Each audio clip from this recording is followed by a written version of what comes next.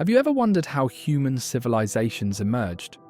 What exactly defines a civilization, and what were the elements that allowed such complex societies to develop throughout history? Let's explore this now.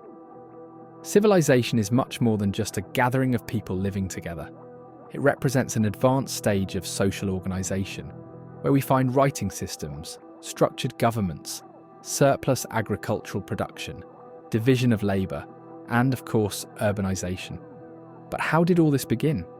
First, we need to understand the role of geographical conditions. The location of a civilization was often crucial to its success. Think of places like Mesopotamia and ancient Egypt, where rivers such as the Tigris, Euphrates, and Nile provided water for agriculture, transportation, and trade. These rivers transformed soils into fertile areas, laying the foundations for the first cities. But that wasn't all. Regions with temperate climates, regular rainfall, and proximity to natural ports stood out, while tropical areas faced challenges such as diseases and infertile soil. Now let's talk about the economy. Did you know that the transition from hunter-gatherers to agricultural societies was a watershed moment? When our ancestors began cultivating grains and domesticating animals, they finally had a stable food base. This brought something revolutionary: food surplus. With this, some people could specialize in other activities such as building tools, developing irrigation techniques, and of course forming cities. Cities became centers of cultural exchange, commerce, and innovation. In places like the Indus Valley, Egypt, and Mesopotamia, these cities also centralized political power and housed temples and schools. And what about the role of people? History shows us that civilization is not exclusive to any one group or race. It can emerge anywhere the right conditions are present.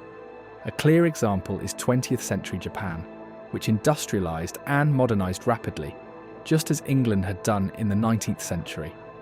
Cultures are shaped by their circumstances, not just by their origins. But civilizations don't depend solely on external factors. There are fundamental psychological and cultural elements. Political order, some degree of social cohesion, and a belief system that unifies people are essential. Additionally, the transmission of knowledge, whether by parents, teachers, or institutions, is crucial to preserving and expanding what has been learned. Certainly nothing is eternal.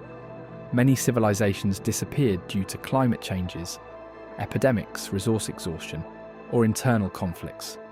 Think of the Roman Empire, which faced devastating plagues and economic instability, or the Black Death, which deeply shook medieval Europe. These examples show us that without the constant transmission and renewal of culture, civilizations can be lost. Finally, civilizations are like generations of human experience. Each inherits a legacy from the previous ones, and through writing, commerce, and the exchange of ideas, passes that knowledge forward. Our responsibility is to ensure this cycle continues, preserving the lessons of the past and building a future more conscious and grounded. Civilizations, by their nature, are marked by cycles of rise and decline. Studying these processes helps us understand patterns of continuity and change, allowing us to reflect on how to preserve the fundamental values that sustain societies and ensure that the lessons of the past remain relevant for future generations.